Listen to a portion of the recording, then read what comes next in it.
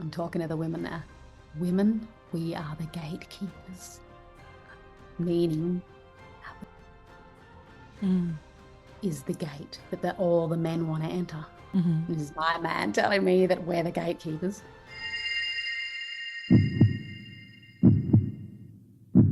Welcome to the hard part. The guest I have here today, she's an awakening songstress, song healer, and spiritual guide who is devoted to help people to live their highest truth. Please join me in welcoming Maya McLean.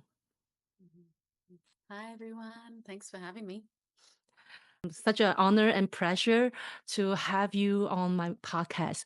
But however, for those people who may not know about your background, can you share of how did you first step into your spiritual journey? Well, I grew up with a mum that was really spiritual, and she was always telling me that just trust in the universe and the universe will provide. So I grew up in an environment with someone that had a lot of like spiritual beliefs, and so at the time I didn't really understand what she was saying. But I ended up discovering my own path, and the beginning of it was I ended up going to therapy because I had this idea in my mind that I was hurting a lot of people, just my past relationships. Like, I feel like I've got a trail of dead bodies or my past romantic relationships because I'm the one that keeps breaking up with people, and then I feel like I'm hurting people. And so I ended up going to therapy, and it wasn't really doing anything for me. And then I ended up discovering this coaching program that was all about neurolinguistic programming, understand your patterns and your loops, and how moments that happen to you, either traumatic or not traumatic, how you make decisions that create the life that you're living in now, and how you project these loops and stories into your future. And so I ended up doing that work for over 10 years on myself first. I did a whole curriculum of deep transformational work to understand myself, all of my mindsets, how I create who I am. Like, for example, when I was a kid, I got left in the car at 3 years old, and I woke up in the dark and I felt like I was alone. And my experience was that I'm invisible and that no one cares about me. And so from that moment, I ended up needing to have like an overdrive of being seen. So that led me down a path of becoming a performer and an entertainer, because I want to be on stage and have everyone see me and love being seen, you know. But then when in the moments where I didn't feel seen, then I'd feel like no one cares about me, and I'd get really like introverted. So this program helped me really understand my wirings as a person and how I built my identity. And so I did that for 10 years, but I also started coaching. There was some of the programs that I did, I ended up becoming a coach and having like a group of 6 people that I would coach within the program once I learned all the tools myself. And so then I was able to contribute to them, and then I ended up becoming a leader in the work, and it was more of like a corporate-y more environment. But I didn't really love the format. Like I'm more natural. I grew up in the forest and, you know, in nature, and I'm like, I don't really want to do this work. It feels really stiff to me. I said, I kind of want to be in nature doing this stuff. And they said, maybe you can do it in a park. And I said, I could, but so I ended up doing one of their programs, and it really opened up something new for me, and where it helped me connect with my own intuition. And my intention for that program was to blow the roof off of my awareness and to stretch myself. And so after doing that final program, something opened up inside where I could feel my intuition. It was like an energy.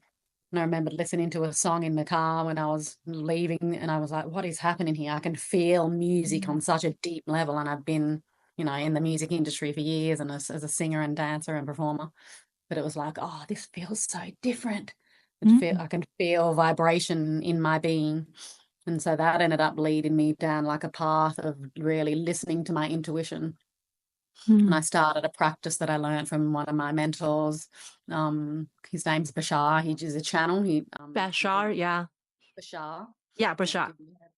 I know, yeah. Yeah, he's great. He's amazing. Do you know the practice, follow your highest excitement? Yeah, yes, I know. I love that. Yeah, that's where I started from. Yeah, that was one of my beginning practices, intuitively after working on all of my mindset stuff. I started just practicing living my highest excitement. And then Mm, at the time, Instagram was kind of just opening up, and I mm, was just sharing my journey. I had been working at a production company, and it was time for me to leave, but I was attached. And so I started listening to it, and I ended up getting let go from the job. mm.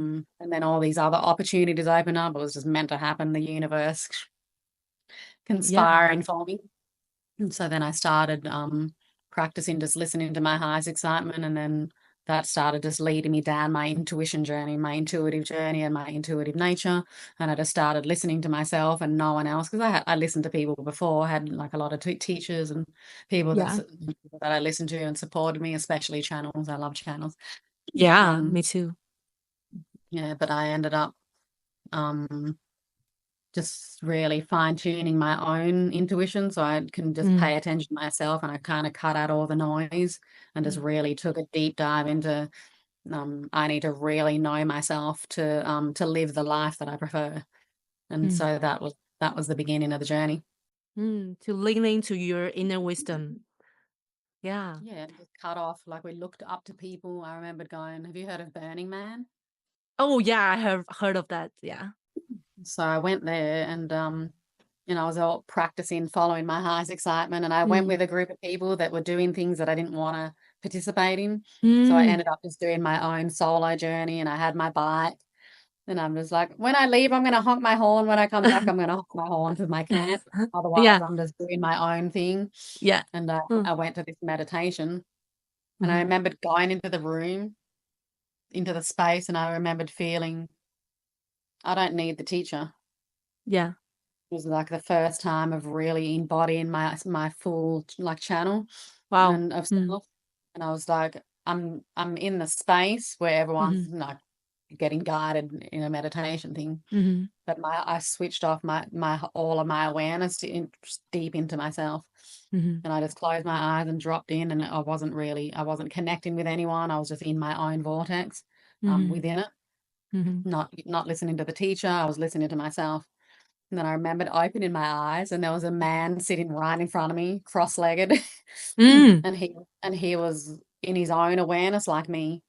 So yeah. he came up to me because he could feel Mhm. me just in myself, not Yeah. needing a leader or a teacher. And so Mhm, he came up to me, and then me and him started connecting, and then we went off into the desert and did our own like private like meditation with each other, because mhm, me and him were the same frequency. mhm, So it was a really, beautiful time to just self discover without feeling like we had need something outside of ourselves to mhm. To access follow. our own truth and follow our own truth, because we can get Mhm, distracted. Everyone has wisdom, it's great. And mhm. we're the leaders of our own, of our own journey. Yeah. And I've actually had a few interactions with leaders. I had one at Mhm. the Conscious Life Expo the other day. Uh-huh, yeah. Oh, conscious life expo, yeah. Yeah, there Mm, was a leader there, and I put my hand up, and I'm all excited because I love working with people. And mhm. the response was like everything just pointed back to myself. That was what he was saying, Wow. and people were reacting to what he was saying to me, and my whole frequency wasn't even where they were, even how they were even hearing him with the wisdom, with the conversation he was giving me. At the end of the day, I was like, what is he even saying? And then I integrated it later, and I'm like, oh, like he's literally just telling me to listen to myself. Mm, And that I've had that from a few leaders, and he was saying that my higher self is stronger than anyone I listen to. mhm, yeah. So then hearing him say that to me, and I'm like, I'm not even listening to anyone. What's he talking about? And that, but I'm going, actually, I'm listening to him right now. So he's telling me that my higher wisdom Mhm. is stronger than what he could even tell me while he was telling it to me, but he didn't say it in that way, because he allowed Mm, me to get it for myself. that's And he didn't share mm, that with the room or anything, but I got it later. I was like, oh, okay, that was what he was saying. I was mhm, taking it literal, but what he was really sharing was so much deeper than the language he was using.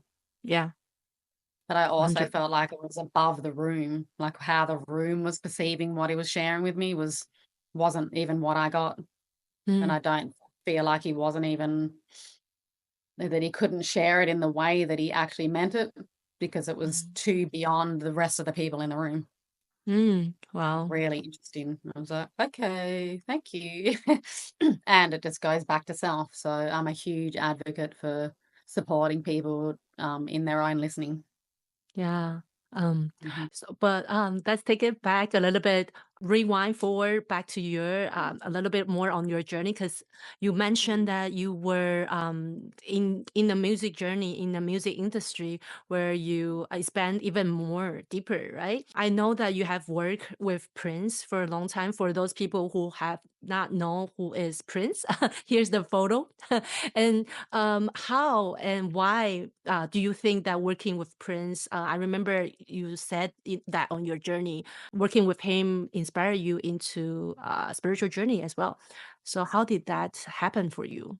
Hey, so Femi from Heart Pod. There is this little message I want to give to you. I want to build a community, a platform, a place where heart finds home and soul finds the truth. In the future, I'll be dedicated to bringing more and more people to sit down and have this heartfelt conversation with me and to share this heartfelt conversation with you. And if you have been enjoying these conversations, it will mean a whole lot if you stay connected in the future and keep this channel alive. That means subscribe, like, or comment anywhere you can. I truly, truly appreciate it.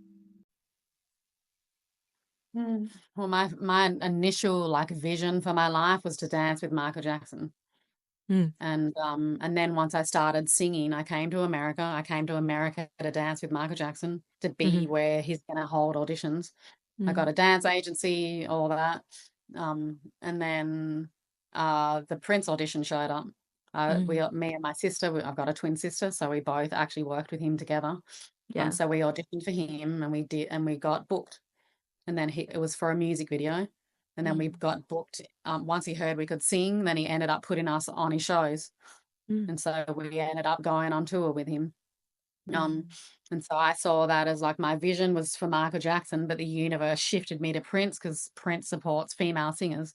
So I was singing, dancing, and doing choreography. So more of my expression would have been was shared when I'm working with Prince, and he supports female artists too. And Wow. so Michael Jackson, he had a lot of men on his shows, there was a lot of masculine energy and maybe one or two girls, but Prince Yeah. always supported women. And so the Oh, universe shifted it over synchronicity. to the next person that's they were both equal. So my intention was Michael, but the universe shifted over to where I'd get supported more in my Yeah. artistry. Yeah. Now he was very spiritual, and I was already in my spiritual journey, but I was still growing. And he was very spiritual, so I was kind of learning on it, trying to understand how he operated, because he just did everything. He lived in the moment, and he had his team around him and people, but he would make decisions last minute, and then I'm watching them all getting stressed out because he picks up the phone and says, "I want to do this," and then they have to run around to do things last minute. And I think it was my sister that asked him, or me, I can't remember. I feel like we asked him, why do you do things last minute when it's so stressful for people? And he said, well, if I plan ahead, then I'm not in the present. So I listen to my own intuition, and then I make decisions based on that kind of thing. I don't even know if he used those words of intuition, but he was talking about if I'm planning things, then it puts me in the future and I don't get to be in the present. That was more of his language. So he had all of that awareness. Wow, I love that sharing. Yeah. Yeah. But he was also a conductor of in the shows, because a lot of artists, they have a click track, which means they rehearse a whole show to a click track. Yeah. And everything is in that timing. The transitions, it's all locked in, and it's the same every show where there's no changes. Prince didn't do it that way. Yeah. Wow. He created his set list last minute. So we're all stressing out. I don't know what wardrobe changes I'm doing. I have to coordinate and think ahead of what I'm changing when to make the next song. And I've got shoes, different shoes, whether I'm wearing a mic or not, when figuring it out with the costumes, whether I'm having a head mic or a hand mic. So there was choreography that I needed to know backstage to make timing work in between songs that I was performing on, because I was up and down the stage, on the stage, behind the stage, getting changed, lots of costume changes. And he didn't do all that. He didn't have all those costumes. Maybe he had one. I don't know. But I was doing the costume changes, so getting the set list last minute was very stressful. And for if the wardrobe people, because they didn't know what outfits that we're going to wear, because each piece of choreography and singing and dancing had a different outfit that goes with that song, you know. So yeah. people were selected for that performance. Like one I had heelys on where I'm wheeling around the stage. Others I've got high heels. Some I've got pants. Some there's a dress. Like different outfits. So getting those set lists last minute was very stressful. But I Yeah. had to learn how to just be it was forcing me to be in the moment and not have to press out and just and surrender to whatever happens. But then he also conducts the band live. So if we're in the middle of a song, he might say something like on the one, which is on the beat, on a one beat. That's like a musical term. So we're in the middle of a song and then he counts down and says on the one, bunk, bunk, bunk, bunk, bunk, and then he's playing his guitar. Wow. And then I'm in the middle of choreography in the middle of a song that I've choreographed to suit the other song, and then he cuts it off in the middle, and then I just have to stand there fucking jamming and clapping hands and ramping up the audience, and then I don't even know what Improvise. song is going to improvise, and I don't even know what song's coming next. And I'm like, do I need to get changed to the next outfit? Which song is it? So he would Wow. do it all in the flow and all organic, and I love that now. I always had to learn what it meant to just be in the moment and go with the flow. Yeah, how did you overcome that? What's your like status in your emotional status at the Yeah, time? it was stressful at first. I hate it. Now I can't be pre-planning this shit, so I know what's going on. But as humans, we want to control. When we feel Yeah. out of control, we don't just surrender to the universe. And he does that, and then he listens to what the audience is feeling, and then Yeah. if he feels like they're too high, then he needs to bring it down and bring it to a ballad and then Wow. settle everyone's nervous systems down. So he's all like conducting. So I got to learn from how he did that. But over time, I got used to it, and then when I was following my own spiritual path, like later years with him, then I was like, I get it. I know what he's doing. And then I just surrendered to the whole thing too. And then it was way more fun because I could just go, I was just going with his flow more and just letting it be. Wow. It seems that eventually you overcame and just start flowing with how it's supposed to be. Because to be honest, like being on that kind of big stage and to be able to still like live in the moment, change everything and adapt, improvise, it's not easy. It's not like just our own little zone company or whatever. We can do whatever we want, but on a big stage it's kind of like whole different scenario. But it's become so free and it's way more fun. Mm. Right now, I'm starting rehearsals with my band, Mm-hmm. and we're working with like my tracks and a click track to begin with my songs. So I have all the vibration of the songs underneath because Yeah. it's just me and my drummer and guitar player, musical director at the time.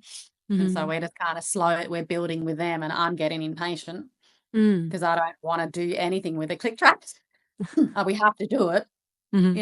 and then it's like that's me getting used to doing it on this click track tempo. But I Yeah. want space and freedom to just flow with whatever we want to do, Mm-hmm. But Yeah. the first step is kind of like creating the framework Yeah. for what it's going to be, and then later we can play. But because I've Mm. known how it feels to play and just Mm-hmm. be in full on just flow, Mm. then I know what it's going to get to, but we need to lock in all the basic structures first for us, and then we can release all of the control and then be free with it. Just expand with the creativity. It feels like resonate with divine masculine and divine feminine, where one is here to hold a container, set a rule, and another can flow freely inside. Which that kind of topic we will touch on later on. But I wanted to ask more about when I was introducing you. You help people to live in their highest truth, and I know that you have the company. Your company is LYHT, live your highest truth. Like at what pivot point or significant trigger point that is helping you to inspire to take a big step forward into creating that LYHT company and to like fully devote into what you are doing here? Is there any significant moments? Well, it's called LYHT. I pronounce it LYHT, Oh, light. LYHT, like Yeah, the light. light. Um, Mhm. and it was funny because I was doing, I kind of went into a state when I started following your highest excitement practice. Mhm. I took it so far as I just diminished all of my schedule. Mm, I stopped planning anything and I mm, just sat with myself and listened to whatever my intuition told me in the moment. So I'd mm, wake up in the morning, and this is a practice that I teach my clients, the people I work with too, where wake up in the morning, don't have any plans, feeling to yourself what action is worth you even moving on before you even get out of bed mm, with mm, no plans, and listen to your highest excitement. What is that thing? Then you mm, do that thing. Then after that thing, drop into yourself. What's the next thing?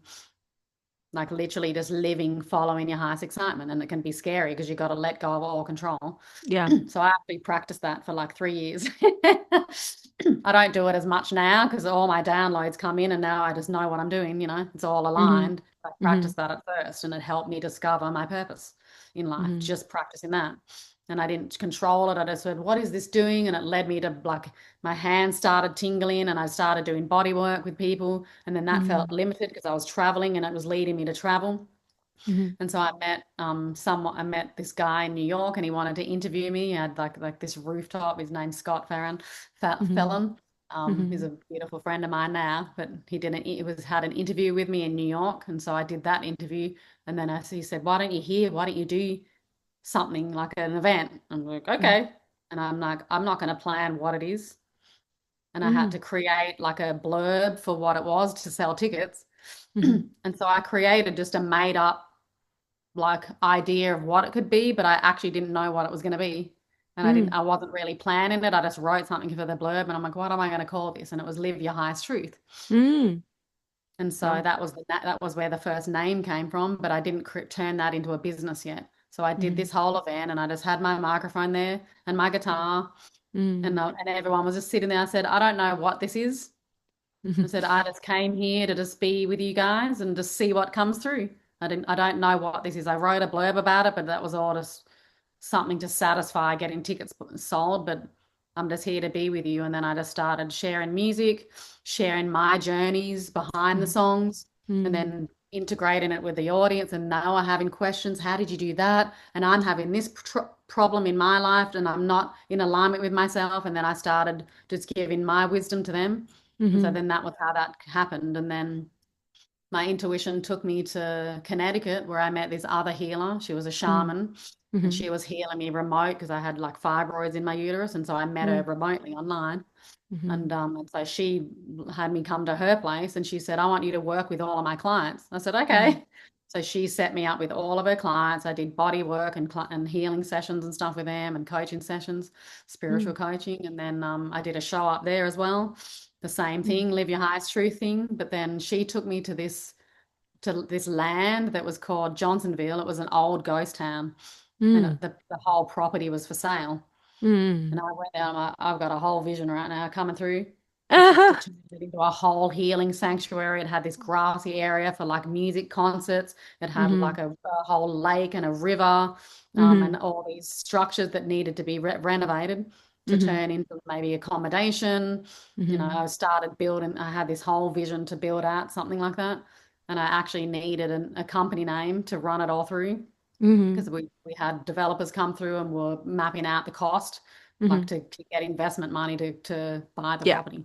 yeah. Um, and so I'm like, well, you need a, and I didn't even have an LLC at the time. I need an LLC.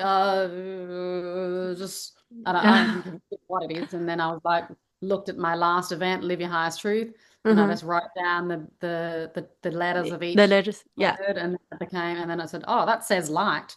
Okay, that's mhm, it, Light LLC. And then I opened light. my company then. But yeah, I started from there. I was just working with people remote, helping them with their spiritual path and helping them live in alignment with their highest truth and live their authentic expression. That's amazing. I'm sure that in our spiritual journey, we oftentimes we know that we wanted to flow with our the great timing and flow with our creativity, not to plan. But I bet that during that journey, especially working with your clients too, like we still have survival issues in the world, that we gotta pay the bill, we gotta, have the company down, we have to have the name and the structure and to regulate whatever fit with the system. Like, how did you navigate to balance between that, or to advise others to help balance between that? Yeah, that's a good question.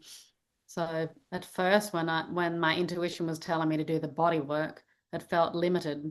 So, and I was going to build a whole website to help people with my like hand energy work and deep tissue massage and everything.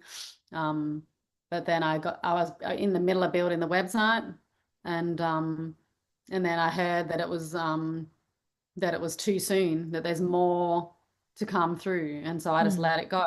So there's kind of like sometimes you feel your intuition guides you to do something, but then there's more wisdom to come through. So it's a real listening game of yourself. And so when my experience of following my joys and just doing what I want, there's a lot of stuff I don't want to do, which is primarily all that back end business structure things. No one wants to do that. Yeah. People that love it, and that could be their highest excitement, but it's not mine. But what I found was the more I listened to my intuition, all those things that I didn't really want to do, I kind of viewed it like a cruise ship, like going down the ocean, and then there's all this like behind the cruise ship, there's like all the water comes in the wake of the cruise ship. Do you know what I mean? Yeah. Like there's water that comes through the back. All the stuff I didn't want to do, I felt like came in at the back of my wake. Like there's the things I prefer to do, but then, and I have to do this to get that done. And then those things just happen too. Yeah. Like that's the masculine side coming in to Coming in to support the support feminine you. flow. But the feminine intuition comes first, and then all of the tools, and you'll listen. When you hear things, you go, oh, I need this. How do I do that? I don't even know how to do it. Maybe I need to talk to this person. And then someone will pop up. You go, I need to talk to you. Did you do that? Like it happened with me the other day. I'm like, I need a CFO for my business now. And I met with another entrepreneurial woman, and she's like, oh, you need to connect with this company. I worked with this person, and then she guides me to this remote like CFO people that I'm going to take a meeting with now to just, and I don't know what's it going to look like. I don't know anything, and it's good to not know, because you're just, when your mind's open, you just listen and you learn, and then it all kind of comes in, you know what I mean? Yeah. And there is survival mode, so you've got to like your body, and this is why I do the embodiment work now too, because our body can hold trauma, and then our awareness, some people can call this spiritual bypassing. Yeah. That can easily fall into that. Yeah. And so at that time I hadn't done my embodiment work either, but I was still I'm pretty grounded, and I'm already got organizational skills, and I produce films, so I know how to manage teams and lead and build structures, and so I already have a lot of those tools myself. And in my leadership programs, I learn how to lead and navigate and manage people and structures, budgeting. Like I've got a lot of skills as well behind the scenes, and I don't prefer to do that. I can do it, but I don't want to do it, and it's not really what I want. But in the meantime, I take on those roles as I'm expanding myself, and it's just like slow steps. And if your body is feeling scared, it's something to pay attention to. You might not be ready for that thing yet, so it's like honoring your body too, right? So we can intuition or highest excitement. We want to float off, and I use that as like a beginning tool to discover my own listening, practice my intuition, and also discover my calling. That's what that practice is. Once you've gotten all those downloads, then you can kind of start bringing in the structures, but you need to be in that open channel mode to have it all come in, and then build it with the masculine. Does that make sense? And get support or whatever. If you're navigating, like for me, example, if you're shifting out of working for a company or working for other people, and you see this thing you want to build as an entrepreneur or in your purpose more, it's a slow transition. It can be. Yeah. And so there's like this trust game that you're learning to trust yourself and the universe more, because you are the universe and you're connected to all of it. It is you, but our bodies are scared. Our bodies are here to keep us safe, so the fear comes in. And so it can be a dance of like slow transition, Transit. but you don't rush it. You just listen. Oh, this is exciting me. Oh, and I still need this, and then this, and then this, and then this, until it comes over more onto this side. And you start balancing yourself out with your own trust. And this side, you're growing and growing your trust, growing your awareness, understanding who you are, what your calling is, what your purpose is. And then it slowly starts filling up here more until this thing disappears. And it happens naturally. You don't even have to get rid of this. Keep it. This is your support now. And then so is this. But you start putting more time into this, and you have to make space for this too. So you'll start, things that aren't serving you will start just kind of like dropping away. Yeah. Until you're here. And this has taken me years. I've been on the dance back and forth. Yeah. A lot. Oh, like sometimes I'm here and then I come back to LA and then I work on a feature film and I'm making money that way too. And then I lived in Mexico for 3 years and was doing my retreats and my online business, and then I got burnt out because I was doing it all through my masculine. And I was practicing my embodiment at that stage, And then I came back and fully surrendered and just worked in events and and doing my film production and stuff. And then working on my album, and then I paused my whole business. Yeah. But I ended up not getting a car, and I was working on being in my feminine. Wow. Can you share on your journey on, as you were mentioning, like you working on your living in Mexico, working on your retreat based on your masculine side of you, and I feel like when we're into our masculine side of us, it drains us out. Like, can you share with you the journey of that? Because I feel like a lot of spiritual, especially entrepreneur for me as well. Like I do stuff, I do, and I sometimes forgot about, oh, how do I flow with it? I started from flowing with it, but how come I become this masculine side of me where I'm just doing things? Can you share with that journey? Yeah, for sure. So I had a lot of scarcity in my body, and I'm letting you know that it just shifted 3 weeks ago. I've been on this journey for like 15 years, and my financial scarcity, it was my biggest challenge to clear. And it just popped 3 weeks ago. Yeah. So you just don't, your evolution just pops in your own time, and you can't rush this thing. And so when I was in Mexico, I was in body scarcity mode. I was surviving. I was living in a country that I don't know. I can't just go and get a job there because I was, on a visa going back and forth. Yeah. And so my company was remote online. So everything, my business is in America, but I'm sitting in another country. So I'm working on with my clients, constantly kind of building that thing all in my masculine. And then I started doing retreats.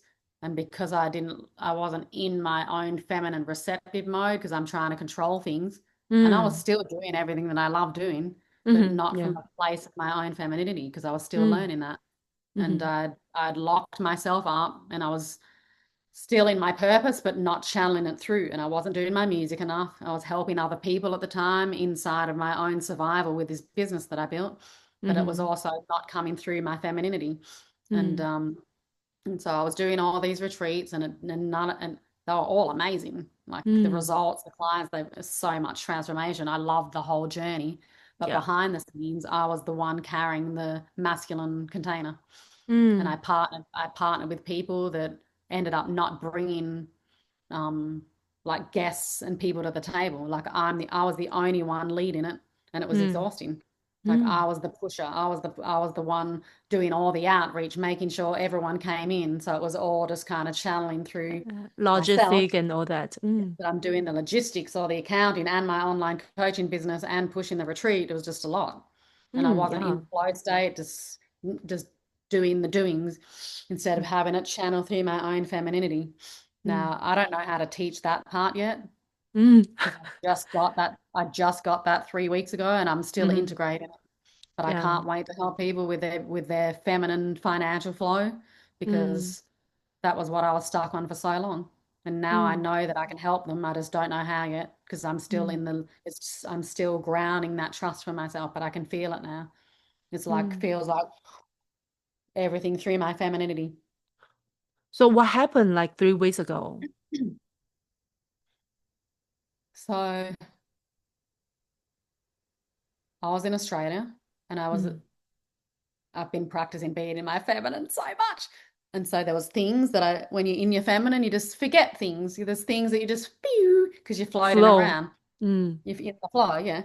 And so, yeah, we do need the balance of masculine and feminine. And so at this time, I ordered a new passport because I just got my citizenship into America, but the passport never came. I already paid for it. I got the card, but not the passport. And I thought I could come back into Australia with my with a with my Australian passport, but on the day we were checking it out, I'm like, oh, I can't even come back in.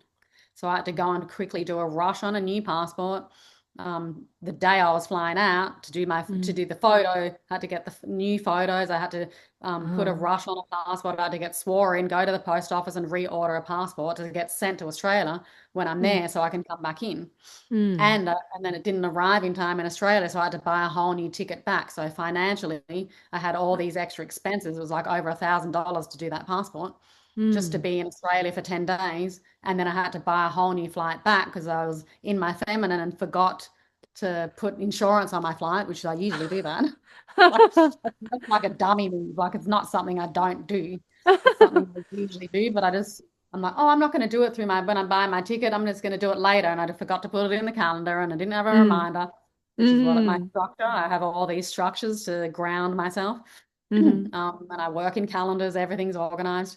But I just didn't do that. So there was all this extra expenses. I came back to America. I had a shoot and stuff that were planned. And mind you, I hadn't been doing my coaching work for like over 2 years because I paused to work on my album so I could fully focus on getting my album done. And I wanted to be in my receptivity and I didn't want to run a business. I wanted to just pause that so I could be in my feminine expression with my music. And so I had paused that, but I had also created this outline of a new offer that was coming through.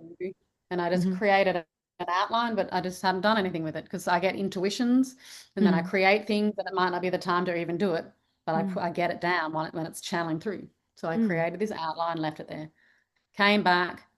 The job that I was supposed to work on in January got cancelled. It was a shoot. I work in film in production, so it was a commercial shoot, got cancelled. So that was my income to help me through that month. And mind you, I'm not an idiot with money. I've got like so much savings and, some investments and stuff like that, little things. So I don't need the money, but how I operate is I always want that flow coming in. I don't want to spend my savings, or what I want to invest in property. And so I was like, this is painful.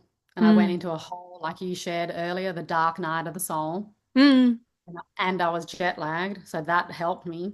This all happens for a reason. So I went into this dark 2 weeks of in my bed and I just said all these intentions for the new year and it's the new year and nothing's happening. I'm in so much pain and I'm in bed. My poor boyfriend was like trying to support and it was just couldn't. You can't get to me when I'm in that stage. But I also, and because this is the first time I really went deep into my own stuff since I've been with my relationship. And so for me, it was like I actually kind of had to put a bit of a boundary in because he wanted to support and help. And we had so many agreements. We can talk about this later, just how we work and navigate as a relationship. It's amazing. And so I was like, I need to put a boundary in because he's just wanting to help, but I actually just needed my own space to be where I was. And that's how I operate as a single person. When stuff comes up and I'm getting compressed or depression is like pressing in because it's forcing you to go deeper into something that you're not seeing. You can't bypass it anymore.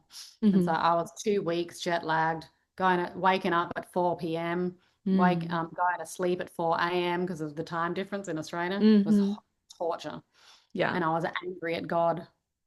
I'm like, why do I have to do all these other fucking jobs anyway that I don't even want to do? I've got another mission, And so I was in that and there was just all this anger.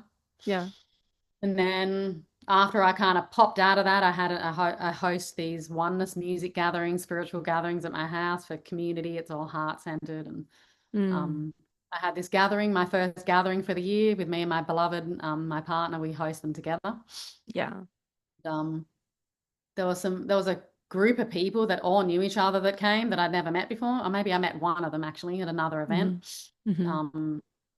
And I had a girlfriend there that was sharing her Tantra journey a little bit Mhm.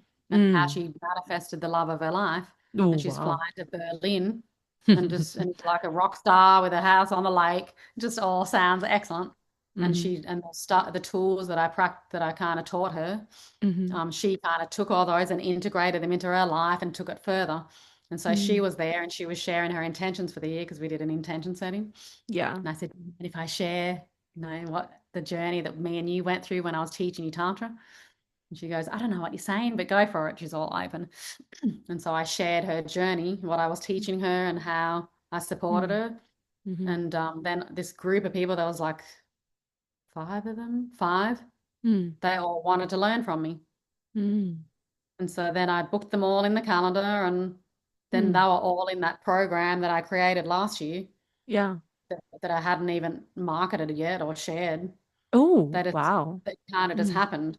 And then they were just like, yep. And then I started grounding it even deeper now that they're all in my calendar. And so then that energy of abundance through my own channel was the big shift. Wow. And I told them all, I said, if it wasn't for you guys, like, I mean, I went through that dark night of the soul first. I had to feel the pain. Sometimes we've got to feel that pain to just to kind of unlock the stuck energy that's blocking us from what we're wanting.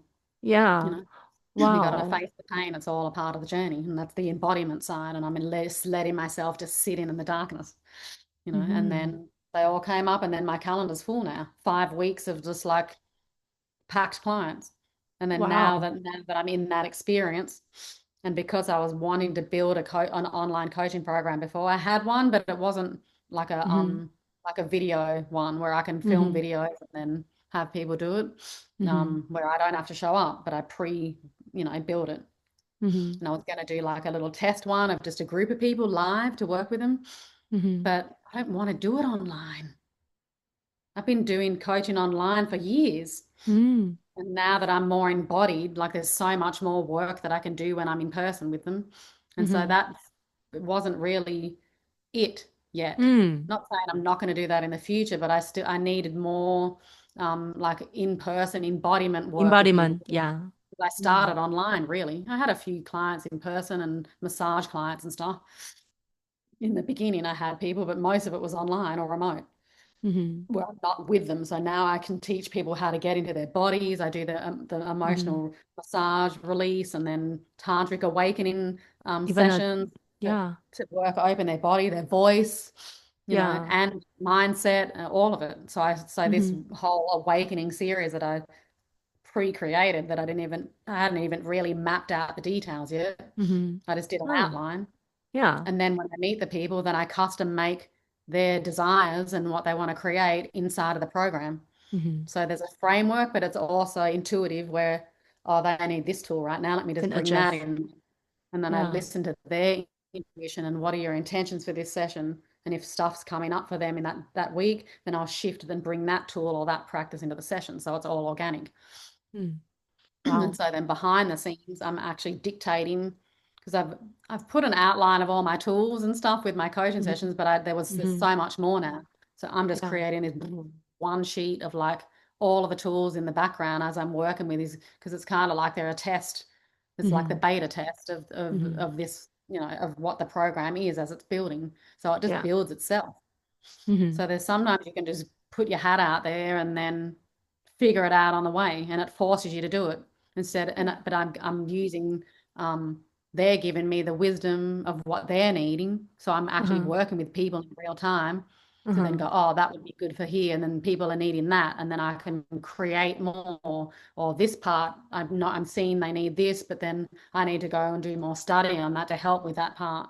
Does that make sense? So I'm actually building like my future offer that will be online where I can just film all the videos with my one-on-one clients now, but it's real, it's connective. And then I also expanded the offer because before I was doing like an hour session online, like a week, once a week or something. My sessions are 3 hours.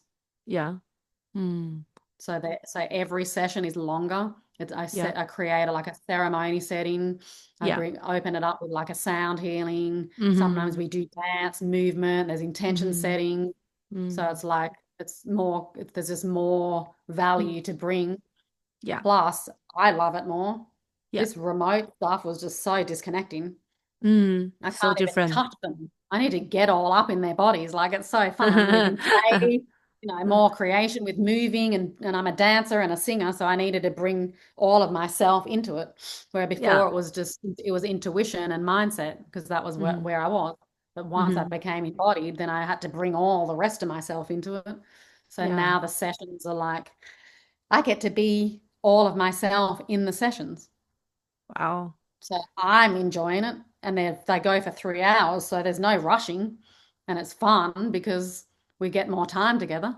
It's intimate. I love intimate. So I'm sharing kind of like the framework of what's helped open up my abundance for me.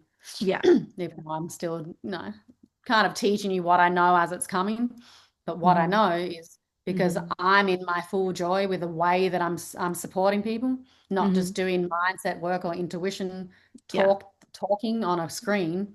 Then I'm enjoying the process more. So then when I share what I do, I'm just excited. I just can't wait to work with people. And I share it so then they feel that frequency because I'm being all myself in it.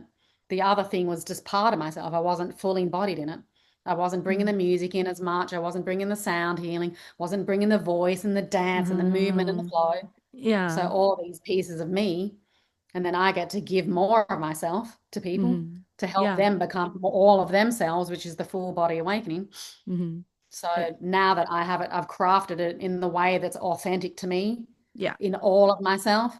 That's why the abundance is coming. So true. I thank you for sharing that. Going from dark night of the soul of laying on bed for weeks, and then all of a sudden, like after you face that, like the deepest part, the most darkest part, then the opportunity just came, and just everything just flow in a way that's more of your authentic side of you, bringing every tool that you got. I can just feel that passion when you're just talking about it, and I can feel so much value that you're bringing forward towards people, not just an online course. It's really about like embodiment. And the embodiment is like the mind, body, and the spirit. It's all elements of self holistically. All of yourself, bringing you to the table instead of doing. And I've been coached by online coaches. You got to find your niche and all. Like, who do you need to serve? What do they call it? Like, what need are you fulfilling in the world? Oh yeah. They always have you look outside of yourself, and that's never resonated with me. And then I build something that's out. I've done this in the past. I create something outside of myself, thinking of other people in mind, which is amazing. But I believe that when we connect with our true, authentic expression and ourselves and our own embodiment of ourselves, then we're just serving more of ourselves, like we're our own client. And I've embodied all the tools that I teach and all the singing and the dancing and the vocal expression, Yeah. And so I just get to give myself to everyone else. So the people that resonate with the embodiment that I am, and that's what they see, like people are coming up to me now saying, I just feel you're just balanced with your masculine and feminine. Like they're all having these, I'm not saying anything, but it's like you just feel so grounded and I want what you've got. So they're actually just coming to me and wanting whatever this is for themselves. And then I support them in having it for themselves. They're not gonna show up like mine. They've got their own channel and version and true of self. themselves. Yeah. I'm not having them become me. Yeah. But they see something in me that they want for themselves, and then I just give it to them, give them themselves back till that, and then they don't need me anymore. I don't want people codependent on my shit. Yeah. I just want them to get themselves back, and so I just guide them to that. That's why my awakening series, it's got an outline, but it's also custom to them and their intuition. Like one client came in the other day, she had shifted a whole frequency from the week before and made all these new commitments out of the work that we did. And she just took it on herself, and I'm holding space for her to embody. She showed up into my studio, and she's all dancing around. And I had So I pre-plan what I'm going to do, like intentions around where they've been from the last session. Yeah. But I also listen to where they're at. She came in, flowing, just threw apart everything, all flowing. Mm-hmm. And then I just took her on a whole singing, dancing journey. That's and I amazing. met her at my gatherings, and I'm like, she wants to sing. And I told her that at the end. She goes, how did you know? Because you're doing it right in front of me. I can feel you in your body singing. And the singing and the dancing and the movement and the embodiment and the tantra and the conscious awakening and the kundalini, all these tools, mindset work, rewiring, helping balance your masculine, all of this is in the program. And it depends on where you are how I'm going to deliver what. So that, and she's like, oh, I don't want to throw off what you had planned. I said, there is no plan. You're leading yourself, and I'm going to guide you and shift and support you in where you are right now. That's what you're calling in for yourself. That's your intuition. And I'm going with that. Yeah. So much more fun. It was the best session I'd had with a client. It was just all free and fun and flow. You know? It is. So it's just the best way to work, and then I don't get stuck in, today I'm working on this thing and then I'm all in my head. It's just gross. I don't want to live like that either. Then I'm not connected to my own channel and down. Totally. And as you mentioned, like feminine and masculine, I wanted to expand more on that. But first, let's get to the foundation of it. Like, how would you define masculine and feminine for those audience who don't know? So I've studied the tantric understanding of masculine and feminine, and so the way they explain it is that they call it Shiva and Shakti. So they're kind of, I guess, deities, or like a vision of a man and a woman. And that they relate, like the conversation is the masculine energy, which is they call Shiva. And you'll see pictures of this blue man. And like is blue. And so strong. the Shiva energy, all strong. And they call Shiva, or the masculine energy, pure consciousness. So our awareness and the consciousness of reality is Shiva. And so the masculine presence, the way of being, how you embody that for yourself as in your in your body, is presence. It's not flowy, it's not moving around, it's just pure presence. Like this, like I'm embodying it right now, Shiva. So it's stillness. And so in that is Shiva. So when you're driving a car in the rain, you're not looking everywhere. You need to take care of business, otherwise you might die. So you have to be focused on the road so you don't get into a car crash or someone else skids. You need to be so focused to take care of yourself. Focus on presence. Got it. So when I didn't buy that insurance and make sure I'd recheck to try and get another passport, I was not Shiva. I was Shakti. Just booking tickets, floating around, and then I had to rush around to do all this shit because I wasn't in my masculine. I wasn't being present with the things that contain us and take care of our physical realm. So we need that. We need that. We're here on this planet. We're not spirits floating around or in pure creation mode. So that's the Shiva being and energy, and they call it pure consciousness and stillness. Have you done yoga before? Yeah, I have. You know how at the end you lay down in Shavasana? At the end of yoga, and you just relax. And it's kind of like you're dead. You did all this movement, and now there's just stillness and you're dead. So they say that the masculine without the feminine is dead. Shiva, Shavasana. The Shavasana is dead. Oh, I didn't know that's the word. Yeah, like Shavasana, Shiva. And so that's how I kind of tie it together. And so the masculine, stillness and presence, pure consciousness without the feminine is dead. There's no life here. It's sitting here like this. And it's a beautiful place to be. There's a time to embody that too. When you're listening, when you're being receptive, when you're holding space for people, when you're focused on the stuff you've got to get done, that's the masculine. And then the feminine is Shakti, which they call in the Hindu tradition, and in Tantra, which is comes from the Vedic tradition. You can look it up. And so in the Shakti is, they call it pure chaos and creation. Yeah. So that's just like all over the place. Floating, not even I on want the this, ground. I want that.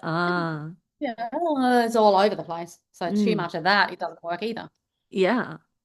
Now you can use it when you're in it, and I know there's times where I just jump straight into that being, and I love it, especially when I'm performing, but there's still moments where I might have to ground or play my guitar, or so. But when I sing and I move, when I'm singing and moving, that feels like all the feminine energy. But when I'm playing my guitar or piano, that's more of the grounded. I need to use my Shiva masculine to ground that stuff. And I prefer to be free, in the feminine. But I have to have both, right? Yeah. So one without the other there's no balance. If you are just pure chaos and creation, like a lot of spiritual people that are living out a body and they're not really grounded in the physical reality because they're bypassing, they're not embodied in their spirituality isn't here, then they're all over the place and their finances aren't working, and just it's a mess. Yes, because there's too much here. That's the feminine energy. Is the feminine intuition and spirituality. I call that all feminine. And then the grounding, physical, budgeting, structuring life, creating the grounding and the framework, like you call the masculine container for the feminine. So your masculine has to actually contain your feminine. Otherwise, there's no boundaries for the feminine. It's too much, too far. But then the masculine needs the feminine when you're doing your business and it's too structured. And you're just doing all the doings, you need the feminine too.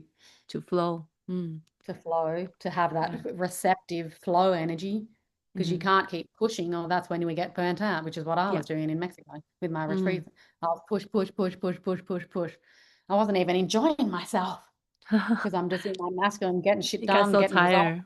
results. And I got results, my retreats were all full. But it was not fun. And I refused to do it. So I took a break from my whole business and just became in my receptive mode, stopped driving. I have a video on my Instagram that I created about a car is like a penis going into a vagina. Oh yeah. And I don't want to be it. I was like, I don't want to be a penis. I want to be a vagina, which is receptive. And I can be both. I'm in the dance now. I can do both because I primarily came from my masculine first. And now I've connected to my feminine. So now divine union is the balance of your own masculine and feminine in your own body. How do you, coming from an extreme of masculine and another extreme of feminine, how did you actually balance or integrate that? Well, first I was listening to my intuition, and then I created I connected to my purpose. So that was all the feminine flow. And once it was in, then I shut it down and then became masculine. But I wasn't in the dance yet, but I studied Tantra. I started doing embodiment practices, learning how to embody myself and understand my body without bypassing my femininity. So I actually did tantric work on myself to learn what my body needs as a woman. And then I learned the concepts of the masculine and feminine to understand where I was off with myself. So first I actually just went into my feminine and just did that for 2 years to really embody it for myself, which was I stopped driving. Everyone came to me. I was just sitting there like I just deliberately, but first I actually had to detach from any need, because the masculine is a go-getter and wants to get shit. Right? So I just sat with myself and became more receptive and stopped doing the doings. And I just sat for 2 years once I moved back to LA, and I was working for other companies, receiving their income, not doing my business. And then I was just working on my music, which is all my feminine creation stuff.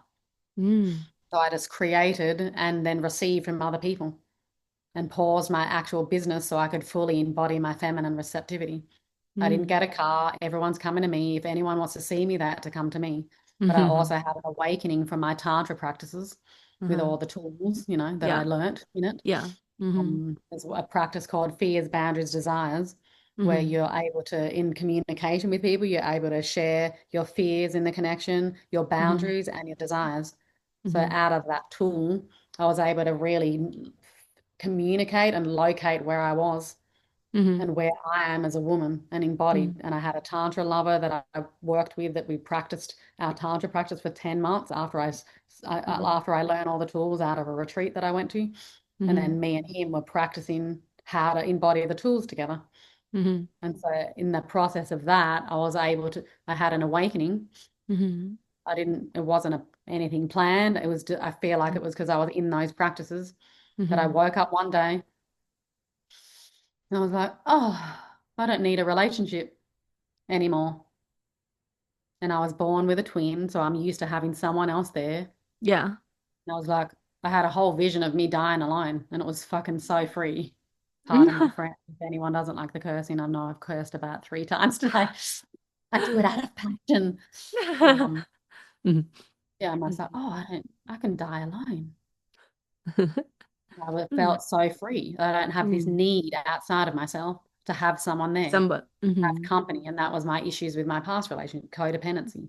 Mm. So Mhm. after really doing these Tantra practices, I got to embody myself, Yeah. not just the concepts, not my mind understanding, not the spirituality, my Mhm. body, my embodied Mhm. woman, human Mhm. Maya. Mhm. I got to integrate all of these aspects of myself. Mhm. And after I had that awakening, I was just looking outside of my tree, at the tree out of my window. I was just sitting in bliss state because I Mm. just detached from a human need. Yeah. Once I Detached from really, another yeah, but I person. had to get what I actually need first Mm. Yeah. through the Tantra practices. And this is what I teach with my clients, help them get that for themselves. And so then once that happened, it was freedom. Mm. And then of course I manifested my love and my divine union. Yeah, So that's out of amazing. that too. But Mhm. the embodiment, that was how I embodied it. I actually had a Tantra practice partner that Oh. I practiced with. Yeah. And then my Mm. beloved now, I ended up practicing with him too. Mhm. And then we evolved into the relationship that we are now. It kept Wow. going because I knew myself so much in my body and what I need as a woman that I Mhm. could communicate it and voice it in my relationships. But Mhm. I had no attachment to even having a partner either. So Mm. everything was just like flow and learning and healing and, in these connections So I until the have. guy grounds, Mhm. and then he Mhm. shows up. I often hear this that if someone has enough balance between their yin and yang, and if they have enough balance, they wouldn't need another person. That just like you were saying. However, like how do you balance that? Like not wanting to have another person, but somehow like that person just came. Is that like a whole meeting with another whole? I know that concept, but however, like how would you like describe it, or in a more practical way, in a real life way, that okay, you know right now you're a whole, like you are balanced with your yin and yang, not needing to have another person. However, like you still, like we are human, we still like to experience love, experience this kind of different joys to share with other people. like how would you face that, of having that desire of, I still wanted to fall in love, and then that doesn't mean that we're not enough, right? And then how can we balance that? And then when we come to relationship, how can we discern whether we are just not in a codependency relationship? If you're experiencing anxiety in the body and Mm. worry and concern for the future, then there's Mm. something that's misaligned. Oh. And usually we project that onto the other person, but it's Mm-hmm. our own issue. It's our Mm-hmm. own trigger, trauma, imbalance within ourselves. Something happened to us in the past, whatever it is. For me, it was scarcity, projecting scarcity onto my partner, my own Mm-hmm. scarcity, my partner's, and needing external security in that way. Mm-hmm. I hadn't Mm-hmm. had that until 3 weeks ago. So that was my biggest, this is my one, like, Mm-hmm. I've known I've done so much work, and this was the last straw of Yeah. my own embodiment and evolution. Of course, there's going to be more, but this was the big one that I just so needed to pop. And I've been focusing on that for 2 years. So when we feel this dissonance, we listen to ourselves. What is that? What is that within me? Because even though I was navigating these relationships, my partner that I'm with now, he was my mirror, not so much financially, but my scarcity mirror. And so I projected that onto him. And I just said that 2 weeks ago, because once I got the embodiment, then I had a whole other awakening of what I was projecting onto him, because we project our own insecurities on each other. Yeah. But because of the communication tools we have, and we're both very aware, and we practice the tools, we use the tools all the time. We're doing work. So when people see us, we've been using this analogy, they're in our presence, and we call it, they're seeing the tip of the iceberg. Like the Titanic hitting the iceberg, didn't know that whole part was underneath. You can't see it. It just feels like this, but there's so much underneath, and it, knocks over, it sort of sinks the ship. Yeah. People are seeing the tip of the iceberg with me and my partner, but they don't see all the work we do underneath. Yeah. We have 5-hour-long integrative conversations of awareness, and we practice holding space for each other, where we don't tell each other anything. I see awarenesses for him and where he's growing into and I already see his whole future. I don't tell him any of it. Sometimes I just go, yep, you're going to do this, that, that. But I don't guide him or tell him to do anything in life. I just hold space for him. So we practice holding space for each other. And when we're sharing, even if it's triggers with each other, I practice I'm not taking it on. He's practicing not taking my stuff on. Where we can we're just mirrors for each other to do our own inner work. And we allow each other to evolve. Like he just had a shift a week ago once I took my scarcity thing off of him. I set him free. I was in a medicine journey, and it came through, and I was like, oh, I've been trapping him in this thing. I'm taking my ickiness off him, I called it. And I went back, came home, and I told him I'm taking my ickiness off. And then that left space for him to get that off of him. And then it left the space for him to discover more of himself without me in the space. That was our one tether.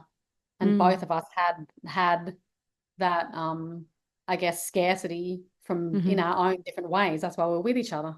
We're mirrors. Yeah. All the other realms, great. But there was this one mirror that was like the one that was like, I guess you could say the shadow. People say like like trauma bonding or like that. I don't even consider that even a bad thing. It only doesn't work when you don't have the awareness to navigate your own spiritual journey in reflection to another person. So people that don't have the skills, we just get triggered by each other too. And we don't listen to our own needs, and we collapse our needs with theirs. And then we're not disciplined with our own actual needs to the point that you'd actually leave the relationship because it's not aligned to be yourself. We lose ourselves. And that's what I did in my last relationship. And now with this one, I haven't lost myself at all, and neither has he. We just it actually feels like, what was it called? Like how like my last relationship, the love just felt so heart-centered. Heart, but it also came with pain. Like it felt like heavy heart love. And now my experience is love. It actually feels like space and expansion. Expensive. Yeah. Where it's just like, it's not really constrained. That kind of the old way that we look at love is different. Now, if I'm going to use the word love, I'd use the word true love, which is living in truth with yourself, with another. We're living in true love, not the love that feels attached. Yeah. That is so beautiful. And I feel like, yes, like just like you said, the awareness and the willingness to not only be aware to ourselves and that we're projecting onto others, and maybe like to have the technique to hold the space for each other, transparent communication. Can you share a little bit more on that? Like how do you navigate? Like, yes, I know, like to hold a space for each other, to not try to project our own trauma onto each other. How did you actually do that? How would you advise people to do that? So first you have to go and study yourself. You have to understand your own triggers and traumas. So go off and do your own work with a coach like me or whatever, programs, retreats, however you've got to get to yourself. Go and just immerse yourself in your self-understanding. You need to understand yourself, learn yourself, mind, body, and spirit to fully get who you are. Otherwise, you're going to be collapsed with another person forever. And it's not healthy. And these relationships that you see, married, stuck in shit together, it's disgusting. It's not who you are. You're just doing it because society put you in, I'm going to get married and do all this thing. You can have a divine marriage that expands forever, and then you move into the next life together and live that's how I said, I'm just going to live with my partner forever. I'm like, we're going to be in the next life together. We've already had 2 past lives. I've seen them.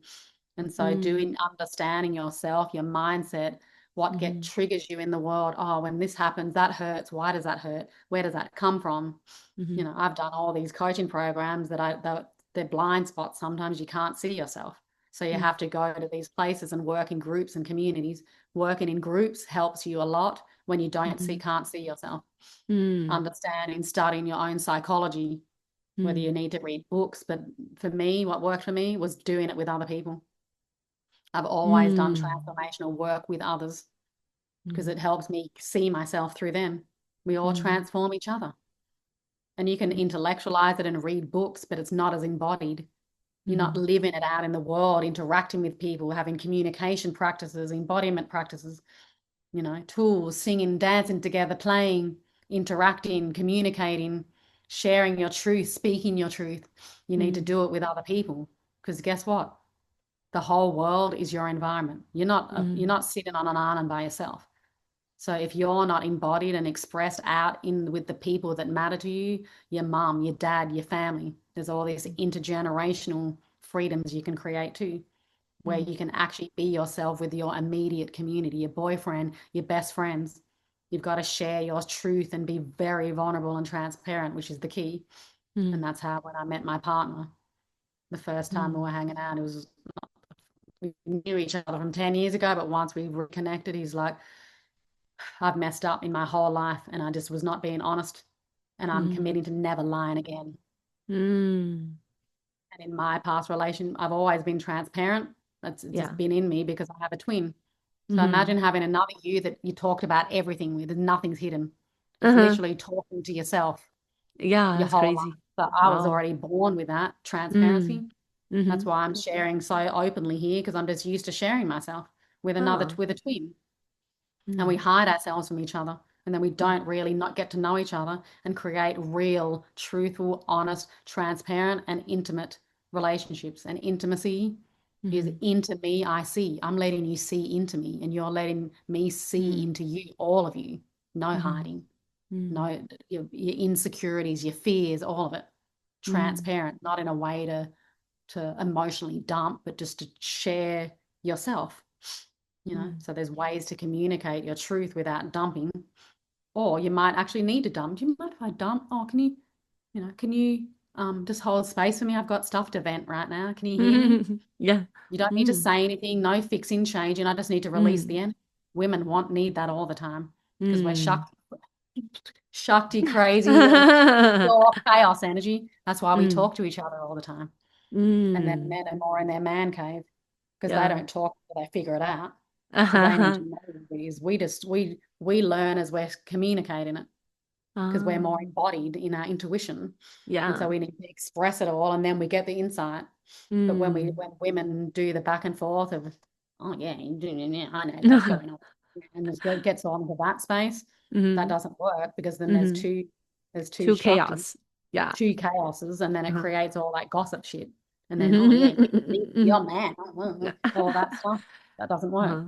But one has to be the masculine and one can be the chaos. So if your girlfriend's bitching to you or needing to vent, you don't even say anything. I understand. Then, oh, of course you'd feel that way if something. Yeah, I understand. They get to just release their emotions, and then they can go back to neutral because they're not even in their own reality anyway. And if you jump into their non-reality and their emotional state, then you're going to take her down with you. And so you have to be the Shiva. So one Shiva, one Shakti, even with women talking. Oh, wow, is so interesting. I kind of know what you were saying in the beginning of your personal journey, how you integrate your feminine and masculine into right now, like you're doing it with the relationship. How do you do that? Integrating the feminine and masculine is really by just being present with like the situation, the everything right now, and Yeah. just decide sort of like we can shift around between our masculine and feminine. It depends on the situation need. For Yeah, that's instance, yeah. So yeah, so it's really beautiful, and I love that, and I feel like I got a lot of insight from you of how to integrate that feminine and masculine when as it's well. integrated, then that's when your person shows up because you attract your mirror anyway. Mm, But you can also recognize the balance in another person. But mhm. if you have the tools, like Yeah. I taught my boyfriend some of the tools and he taught Mm, me his tools. mm. So when there's two willing participants, then Yeah. you're co-creating and learning together, you Mm, know. And yeah. so me as an embodied woman, I had a shit ton of tools. And Mhm. then I actually was just practicing with people, but Mm, not in a committed relationship.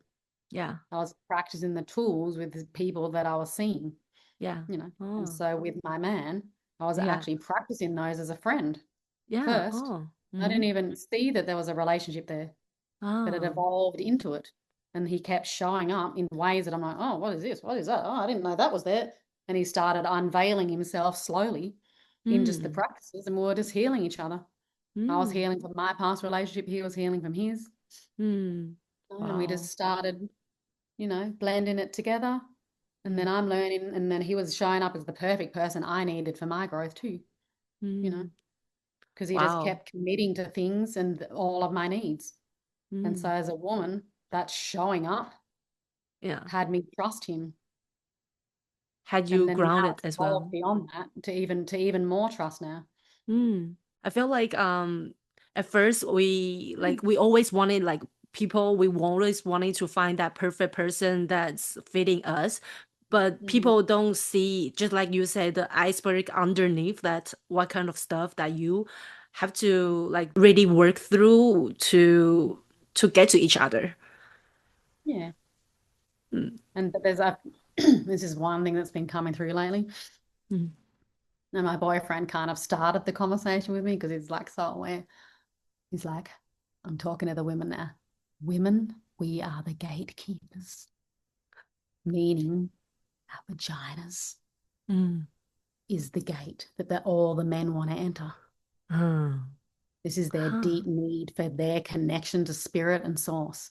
And they find it Ah. through our actual bodies because we have direct connect to the spirit. Huh. They can too through their femininity, but if they're not connected to their femininity, they're getting it through us. And to have themselves feel fulfilled in themselves. So for emotionally that they don't think of it feels like just a, a physical sexual thing, Yeah. like a need. Mm. Mm-hmm. That it's actually them connecting to source and love within our vaginas. So my Ooh. boyfriend says we are the gatekeepers, women. Mm-hmm. This is my man telling me that we're the gatekeepers. Wow. And if Uh-huh. we don't let anyone in that aren't Uh-huh. aligned with us, Uh-huh. they don't get shit. Vaginas is the power. So What do when you we've got our uh-huh. Uh-huh. so Say when that women again? are when women are connected to themselves in the level of knowing who we are, like we're Mm-hmm. queens, we Yeah. are the queens. When we're Mm-hmm. fully embodied and we have our masculine and feminine, our Mm-hmm. masculine takes care of us, but Mm. our feminine's also receptive. So we're balanced. So we don't actually have a need for a man. It's Mm. vice versa with men with women when they're balanced. Mm-hmm. So I I believe that the feminine energy is awakening the masculine.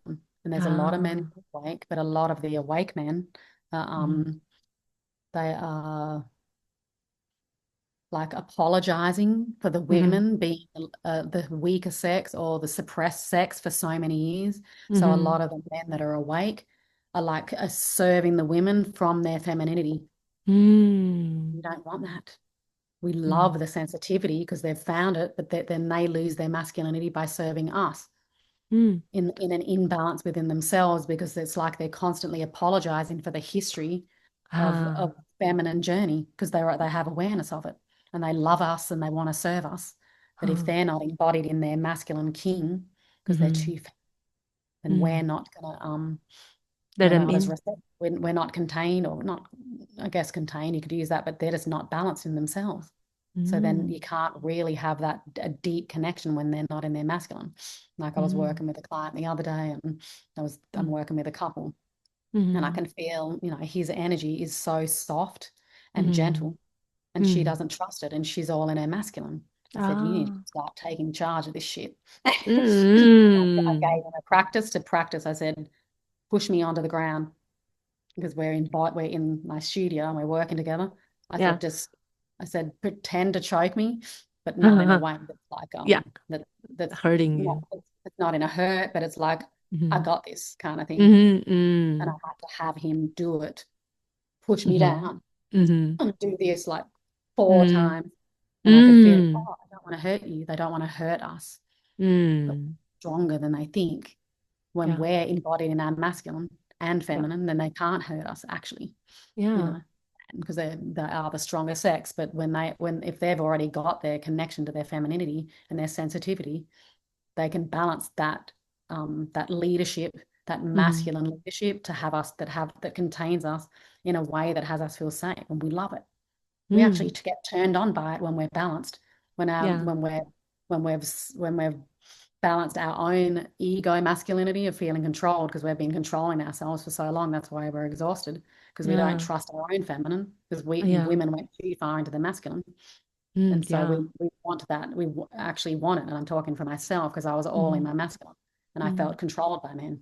But because of my partner he's in his feminine too, then I can trust him. But I also need to trust his masculinity. So that aggression and that leadership from a heart-centered place, and a play and a fun place. Like my client was pushing me down, and it was like I don't want to hurt you. Like there was a fear of hurting me there. I said, you can't hurt me, just give it to me. My masculine comes out to push him so he can experience what it feels like to actually dominate a woman from caretaking and love. Because women don't want to be dominated. We want to be led where we want to go. And so when we awake, when the women awaken to all of ourselves, the complete balance, fully embodied, masculine and feminine, then we're the ones that get to guide them. So we don't let them have a child in there until they've learnt. We give ourselves away, like way too freely. Wow. Since you have example for men who are too much into their feminine, what about the men who are too much into their masculine, that they're lost touch with their feelings? Yeah, well, those men are really hard to crack, because they kind of have to lead themselves to it. They're so in their masculine. So what I would suggest is, if you're interacting with one, you just actually pause all intimacy until they actually do the work, or you find someone who's awake, who's actually in touch. I would never be with someone who's so, because the masculine is that they call it toxic masculinity, but I don't. I call it just the unaware masculinity, because they don't have the sensitivity to earth and nature and understanding and empathy, and there's all these elements of softness and femininity that's missing. And in women too, when we're switched off, we do it as well. Egotistical women that are just not disconnected from their own femininity. It's not just men. It's not a sex thing. And it can, in the situation where it is a man's body, I wouldn't actually be with someone who doesn't have their own awareness. Like you just know. Because if we're the gatekeepers, this will force those men that are sleeping to wake up. Because guess what? They don't even get to be with a woman. At the end of the day, they don't know it, but they want to connect to source and spirit and the divinity of their own self. And there's through the vagina portal. Wow. Or their connection to their own femininity. That's the external version of it. But women can have boundaries. With me and my partner, we didn't have any penetration or any of that until 3 months in.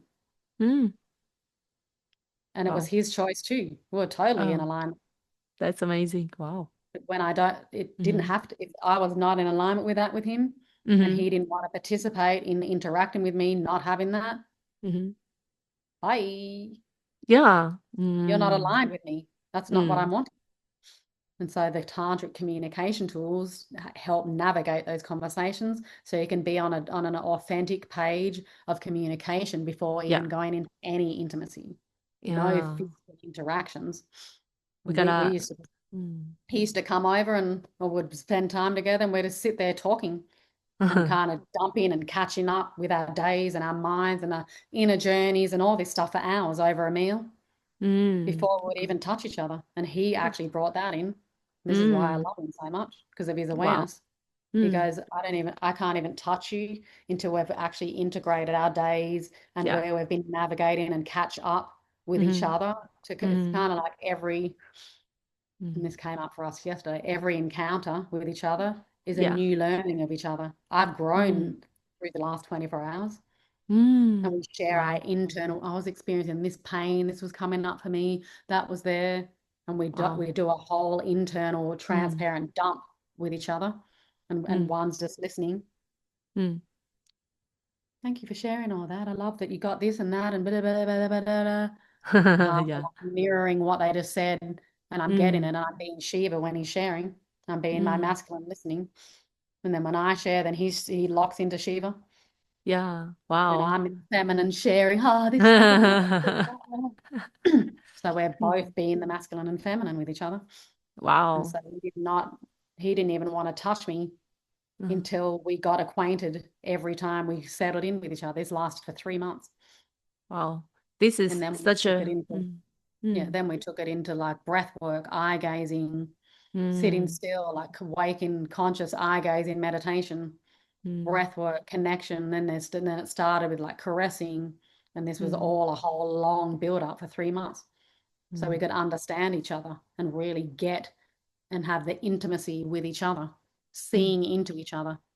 Other people just meet, you have a little shallow talk at a club, and then you go and have sex. Yeah, I No know, wonder you right? feel shit the next day, because you didn't even bare your soul or see their soul or really have a deep, intimate connection with another person. We women gotta step into our power, be a gatekeeper. Yeah, we're the gatekeepers for transforming the whole world. Because when Wow. men don't have access to us, I had a whole vision for a movie.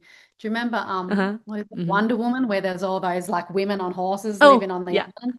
Yeah.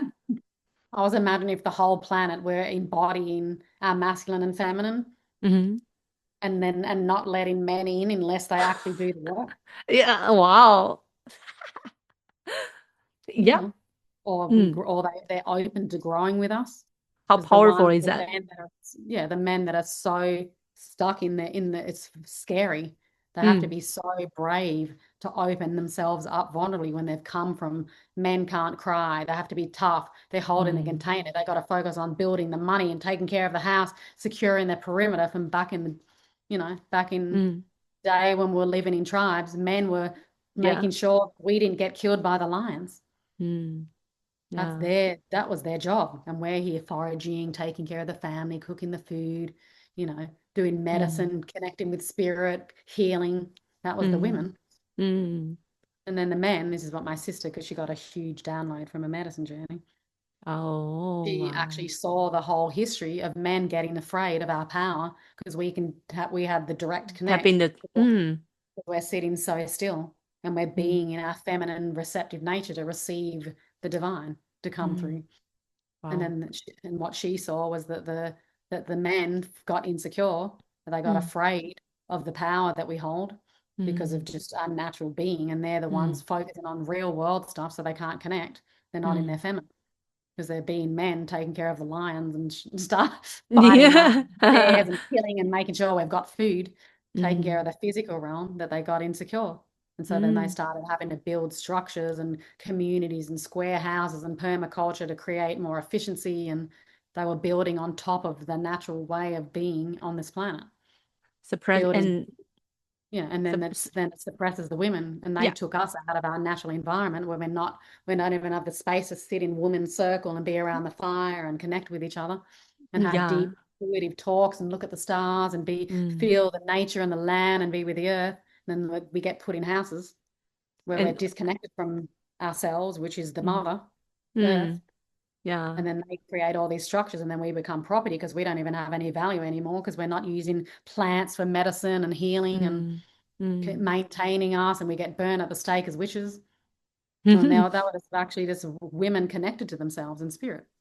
Not saying there wasn't dark versions of it, but that's really what we are, you know. And then if all the men needed to do was just be with us. Wow. And learn, but they couldn't. They didn't know even how to do it. So they created external because that's the realm they were living in. And that's what separated man and woman. But we don't live there anymore. Now we got to integrate it. Now we're integrating it. And the femininity, we always have the wisdom first. And there's always a need we have. Whenever I talk to women that are in relationships with primarily like masculine, I call it like immature masculine because they're not connected to their femininity. When they're connected to these men that are not aware, every woman I talk to, they want what I have with my partner. Yeah. And I'm just like, I'm so sick of this story. But you only get my partner if you become it yourself. You're balanced, your own masculine and feminine, take full responsibility for who you are and what you're needing. We get attached because we need the love, but because I detach my need for having someone, I'm free. So I can manifest anyone I want. And so that's what came into my space, but we also co-created it with me listening to my own self and my own embodiment as a woman. And it was a slow process with no rushing, and I'm holding space in my masculine for him, and he's pouring out his whole soul and his heart in his vulnerability, and he's already aware in those ways and very transparent anyway. So I just manifested someone like me. Then he's holding space for me in his presence, so we just serve each other. Yeah. The women you have to get yourself first on all of these levels, and I've done 20 years of work, mindset work, to intuition work, embodiment work, conscious communication, just all of it. So that's why I package it all in a way that I can help people, so they don't have to do all these years of stuff that I did. I'm just giving it all. I've already got the formula, so just give it to them. That's amazing. But also, I remember that in the beginning of the conversation, you mentioning about your album. I wanted to know more about your album. Like after all that amazing sharing with femininity and masculinity, I want to know more about like what's your journey of creating this album? Like, what's your intention behind it? The intention is planetary awakening. That's behind all of everything that I do. I really had to bring, because I was doing the coaching and the music, and I felt like separate from, it didn't feel cohesive. So I actually started working on how do I bring everything home to myself, the music and the work that I do with other people, my services. And so I just brought it into this whole, my intention of just awakening humanity, mind, body, and spirit. And self-expression and relationships and sensuality and sexuality, all of it. And so the music is, the album's called Awakening, and the songs to help people awaken. And so some of them feel like heart-centered. There's one about presence and how being in the present can heal yourself in the moment. There's a song that I wrote called Free that helps remind you of how interconnected we are with everything and everyone. All the birds and the trees and nature. There's another song called Beautiful that I wrote on my self-loved healing journey, because the way that I write is very intuitive. Like sometimes I get a feeling, or I'm moving through something emotional myself, or there's an inspiration or something that comes through that's like a message that I have to put it down. I have to create it. And so when I was going through my own self-healing, my self-love journey, I wrote a song called Beautiful, because I started seeing, once I was in love with myself, then I was starting to seeing everyone. I love it. I'm seeing all the beauty in everyone, because I'm not living in the and the body ego. pain. We're just all in our own torment, trying to figure ourselves out. Who am I? We're actually just here to remember who we are. That's what we're here for, through whatever modality calls to you. And so this song that I wrote called Beautiful is reminding people of how beautiful they are. So I'm singing it to everyone on the planet. Wow. To help Reminding them they're beautiful too. Yeah, that inside and out, like just exactly how they are. Like you don't need to be anything else, just yourself. When we try to be not ourselves, that's when we're messed up. Yeah. I used to try and sing like other people because I toured with Prince and he's got all these epic divas. Used to listen to Whitney Houston and just sing it, but I just so good. But my voice isn't their voice. I don't sing like them. And I only really discovered my voice as a singer when I started going into my own intuition and my self-understanding, and a whole new voice started coming out. I didn't even have to do anything. Now I've trained and studied and done all the things, but that doesn't matter. We've all got our own authentic voice. Yeah. And so So that true. song, Beautiful, like all these new songs just started coming out of me because I was connecting to myself, and then people go, "You've been doing a lot of work. What have you been doing?" Just connecting with myself. I didn't do anything physical, no vocal stuff. I just let go of what's not me and just became myself. And so my voice started shifting, and it became me. Yeah, and because I was trying to sing like a diva. Yeah. And I remember and I also had I felt like I might have even had a nodule from doing I used to sing in the Lion King and all these tours, backing up singing other people, and it was probably just pushing, trying to be something I'm not anyway. Yeah. And so I've done it. I didn't get tested, but I'm like, I feel like there's something going on here. And I'm like, let me just be with that and just sing from where I am. And my voice kind of got softer. It was more, I don't know, more kind of airy and just not trying to push and sing like a belty singer person than people I look up to. I was just singing with where I am. And then the whole tone shifted. So from there, I wrote maybe like 40 songs, and then more just kept coming out, and I hadn't gotten to my album yet. It wasn't the time. I didn't want to record anything because I just needed to share the music with people, and I just started playing and performing my song. Like I needed to feedback. It was like I didn't want to squash the sound too soon because I needed more experience and more co-creation with audience. Yeah. Where I can feel them and they're in the songs now, the songs that I wrote then that I played out, they're in the songs.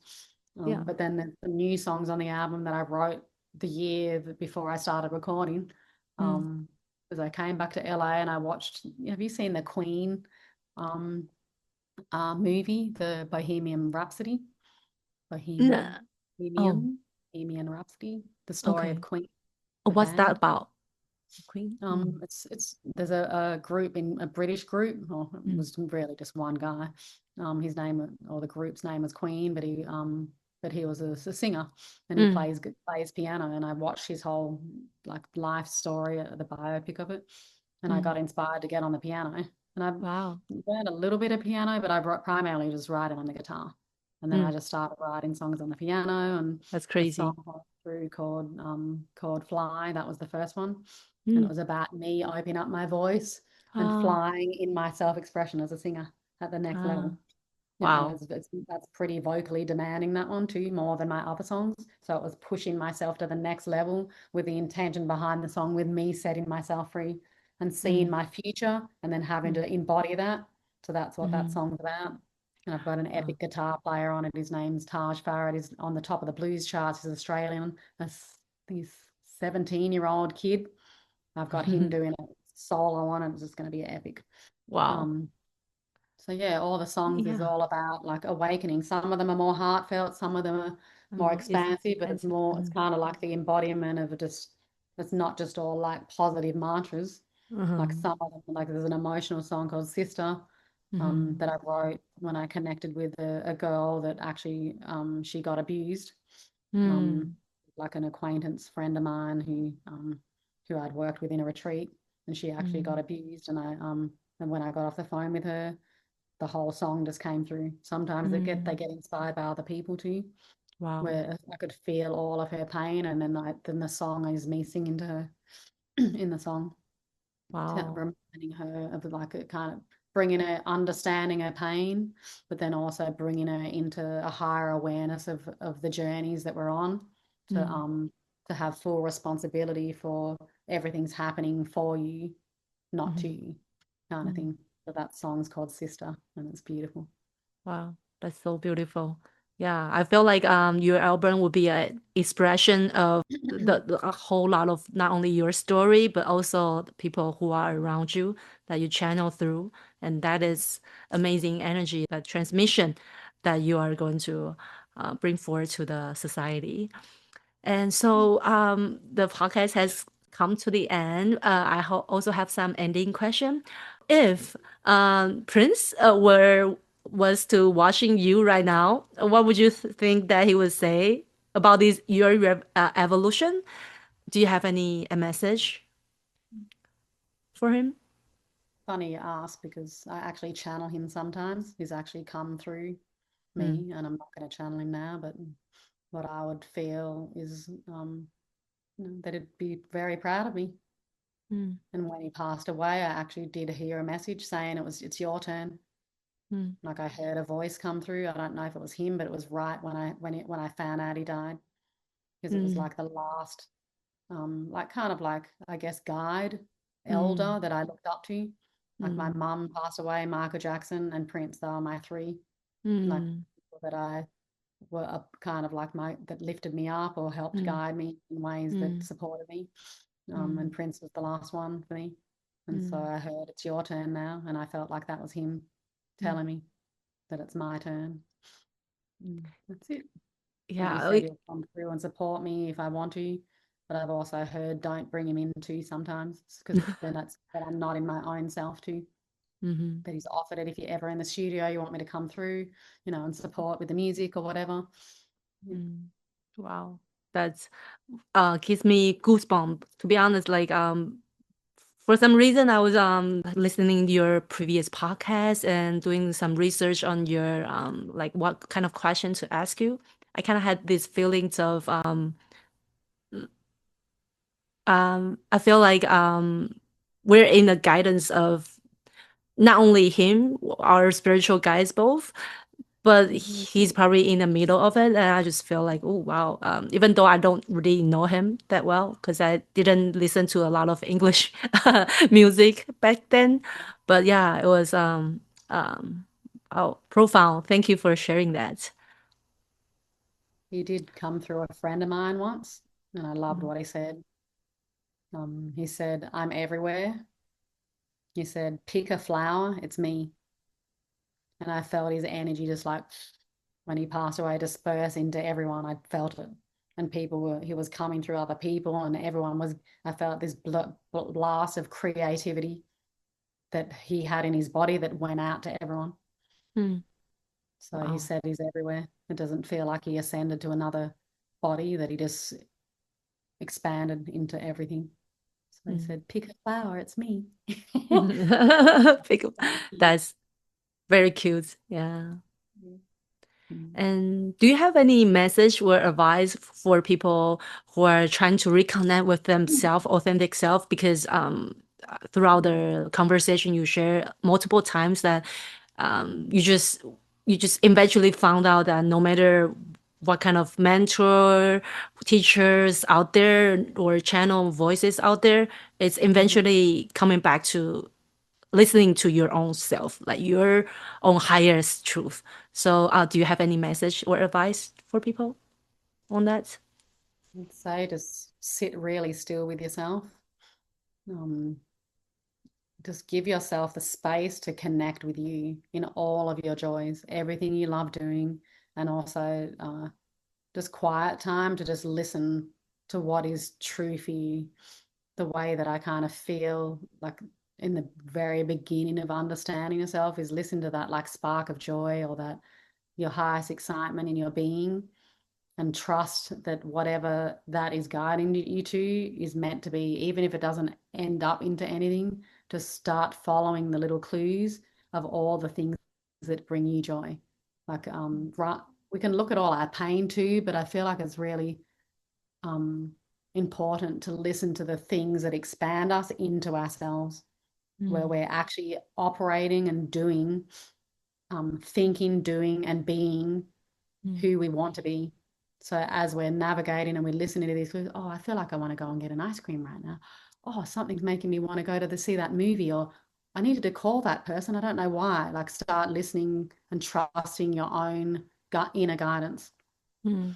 Also moving slow. If there's things in your world that are you feel a dissonance, also trust your body, especially if you're already doing a lot of spiritual work. We can bypass. So if your body feels uncomfortable, there's something off. Yeah, it's telling you that there's an area of not safety, maybe, or something's inauthentic, you're not safe in that environment, it's not aligned for you, your body will scream. That's why people get healthy. So it's really sitting with yourself, moving slow with your decisions, not from a place of overthinking, but a place of listening to the truth in what your body is. Does this feel good? Does this resonate in do I feel like I want to move into this right now? If not, let me just sit on it and just keep feeling maybe it's actually something else I need to be doing, you know. Or if you're in a job that you hate, like I met a girl the other day, like so in so much pain, she left one job, went to another one, it's still not it. Start taking the time to just listen to yourself, your intuition. It might be that gut feeling, that excitement, that joy. And if you don't have it, just start listening and sitting with yourself. And I would get rid of any distractions that aren't bringing you joy. Sometimes, how do I find my joy? I can't even feel it. How do I feel it? People have that concern or that experience. You're only going to feel it if you get rid of the things that don't feel good to you. You got to create the space for that joy and to come up. Maybe it's a TV show, clicking through the channels on Netflix. How does that feel? Thinking of watching that one. You might making of a murderer. Does that feel good in your body? Listen to your body. Does that feel like a good vibration? Where is that going to take you?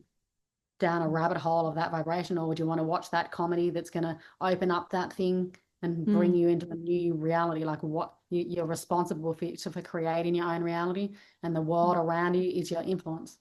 So when you slow down and listen to yourself, listen to your intuition, your excitement, get rid of things that aren't in alignment with you. You're going to have to become disciplined in getting rid of those things. Some things are a necessity for now. Don't be impatient. That you might need that thing, but if there's things you can let go of that aren't a necessity, do it. And then make space for all of your joys to come through. Or maybe it's walking down the park. It doesn't even have to be about money. Maybe it's just looking at your dog, or cuddling your puppy more, or putting your feet on the grass, or going out in nature. Nature is a beautiful space holder with Mother Earth for us to connect with ourselves, where the mind disappears and we're in the trees and feeling nature, getting out of the house in our boxes that actually isn't the best place for us to be. It's contained, it's the masculine, but when Mother Nature's out there, go and put your feet in the sand, be in nature, start journaling. What do I love doing? What's my happy place? And what would it be like if I actually loved myself enough to be in my happy place all the time and become so disciplined with your masculine energy to fucking cut all the shit out that's not you. It's got to be disciplined. I've fought for my life. It's a fucking fight every day. Get to where I am and to have what I want. My masculine fights for it, and my feminine receives it and trusts it. Wow, that's amazing. And to summarize up, would you say that is one of the way to create mind and heart coherence? Because a lot of times we're always on our heads, and to bring down the energy. To summarize up, how would you suggest people to create their mind and heart coherence? By what simple actions? I wouldn't listen to the mind for now. The mind's job is to have it happen. The mind's job is a tool to implement what's coming through your heart and your spirit and your body. The mind isn't even who you are. The mind is like a car that's going to get you to where you want to go. But if you don't know where you want to go, the car's just going to drive you anywhere. So don't listen to the mind until you're ready to implement it. Until you're ready to implement yourself into the world with whatever it is you want to do. So listen to your heart and your soul and your body, and then let that guide you, everything here down. Start communicating what's yours. And then when all the insights and the vision through the third eye come in, then you go, here you go, mind. It's your job now. Do it. And then that's when you get into the doing, but you need that space to actually listen to yourself. Wow. Thank you for sharing that. I'm gonna give you a little space of whatever you wanna to share with the audience of your upcoming, like whether your album, your schedule, or your course, and where can the audience find you? Yeah, beautiful. Primarily the best place is through my Instagram account, which is at Maya McLean. I still do offer remote sessions, not as many, but there are a few spots open if anyone's interested in working with me remote. It's not as embodied, but I can still give you the communication tools, the intuition practices, the mindset stuff. And there'll be a little bit of that kind of embodiment, movement, somatic stuff, healing, but not as much. So I kind of craft it to whatever it is that you need. So you can just send me a direct message, a DM, or message me on one of my things. But if you send me a DM, and then I'll find it, and then I can respond to you. And I usually set up like a discovery session, and I get to learn about you and your journey and how I can be of support. So there's that. So that's my Instagram at Maya McLean. My website is mayamclean.com, where you can kind of see my past retreats. I don't have music on there yet because the album's not released, but you can see a bit of the outline of my awakening offer that I offer, to kind of get the kind of the framework of it, working through the voice, the mindset, body, all of that. And then what else? If anyone's in LA, I do music gatherings here, where I do like conscious meditative sound healing, and then it's like open mic for people to express themselves and be embodied in their own self-expression, whether you want to sing, dance, play an instrument, share a poem, share a story, share yourself, share your breakthroughs, your transformations, or you can just come and just listen and receive the medicine and my sound healings and be in like a heart-centered community.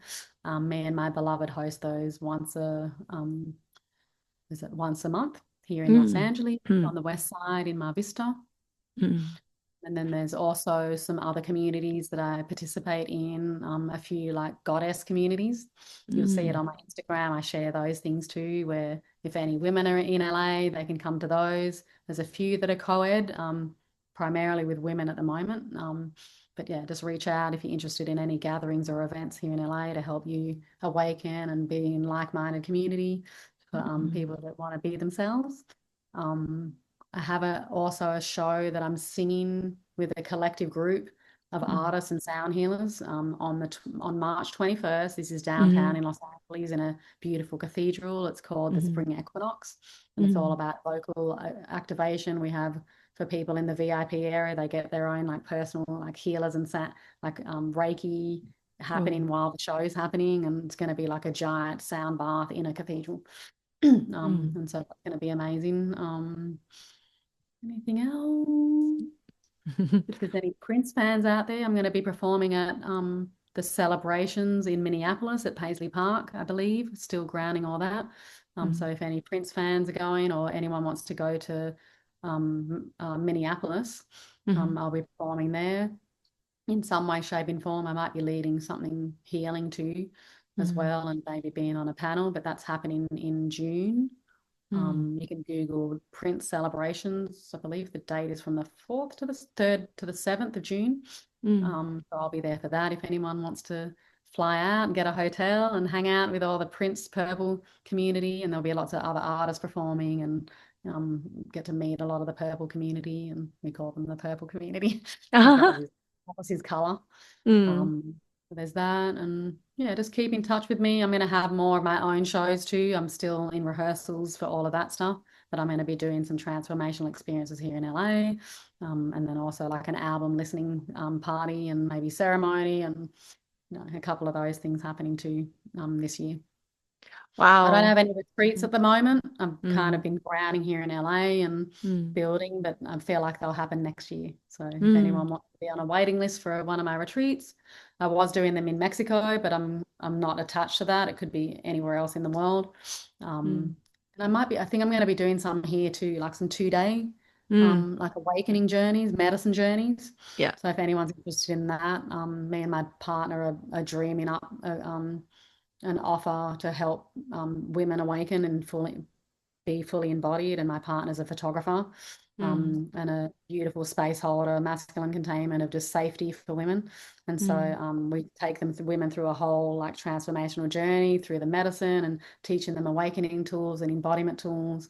And then at the end, they all get like a authentic kind of unveiling photo shoot to capture themselves in their natural state and pure essence. So that's I think it's looking like a 2-day retreat somewhere on the outskirts of LA somewhere with nature, but we're still putting that together. So wow, amazing. Yeah. I'm here to be of service to support you in your journey. Yeah, and I'll also put the link down below in the description. So thank you so much, Maya, for today's long conversation. I've learned so much. I bet a lot of audience learn so much as well. Thank you so much. Hey, so family from Heart Pod, there is this little message I want to give to you. I want to build a community, a platform, a place where heart finds home and soul finds the truth. In the future, I'll be dedicated to bringing more and more people to sit down and have this heartfelt conversation with me and to share this heartfelt conversation with you. And if you have been enjoying these conversations, it would mean a whole lot if you stay connected in the future and keep this channel alive. That means subscribe, like, or comment anywhere you can. I truly appreciate it.